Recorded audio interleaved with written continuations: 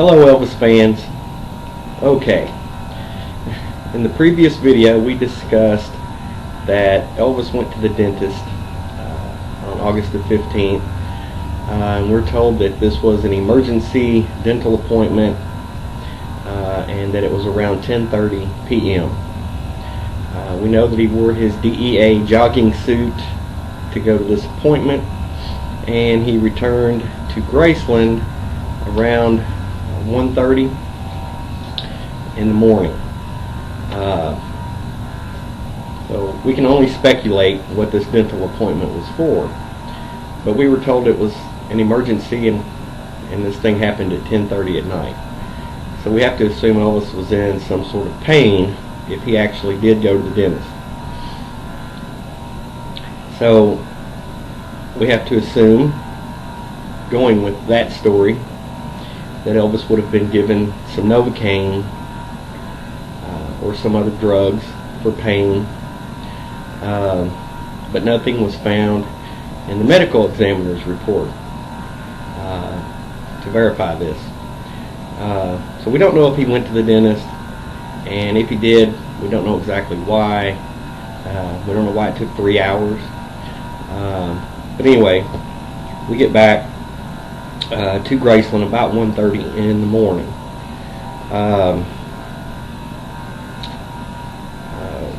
We already discussed there were some conflicting problems with what color pajamas the body was wearing, and we know that Elvis signed for a special delivery letter about 9:30 a.m. at Graceland. And this was from Paul Lichter. What we haven't discussed yet is the mail carrier that brought this letter or package that Elvis signed for. The supervisor at the post office was asked about this, and he did not recognize the person as being an employee of the post office. But he was in a postal vehicle,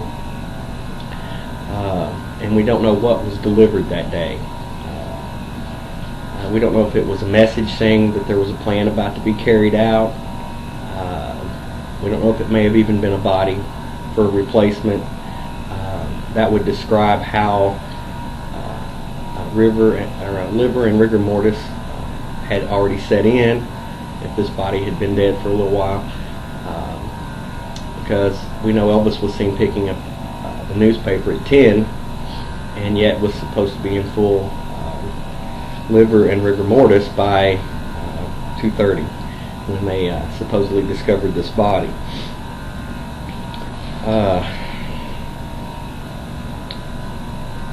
Between 2 and 2:30 p.m. is when Ginger was supposedly found this body.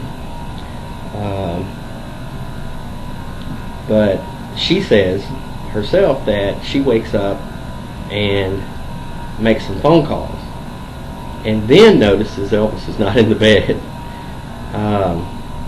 How she didn't notice that at first, we don't know. But she said she made some phone calls, noticed Elvis wasn't in the bed, and she went to check on him. And we discussed in a previous video that we believe one of those calls was to the National Enquirer, who was able to acquire a picture of Elvis in the coffin.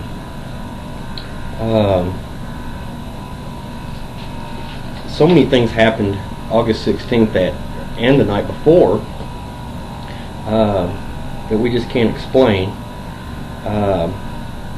Where the body was found is a huge one. He was found on the floor in front of the commode. He was found on the floor in front of his lounge chair, and he was found in the bed.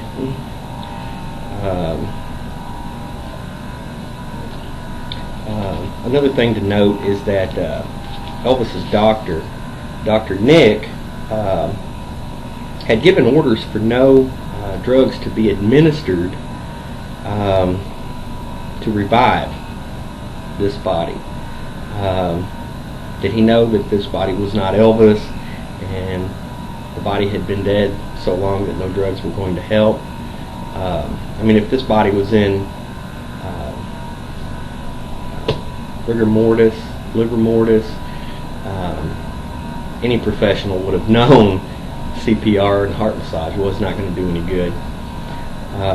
We do know both paramedics said it was not Elvis on the floor. So I don't know who it was yet. I've heard several different stories of who it could have been. Can't get into that because it would take too many videos to even speculate when we have no proof on that. Another strange thing is that they used Joe Esposito and Dr. Nicopolis to identify the body at the hospital instead of using a next of kin, which is what is typically done in these cases. Now we do have some kin that we know of that said it was not Elvis in the coffin. So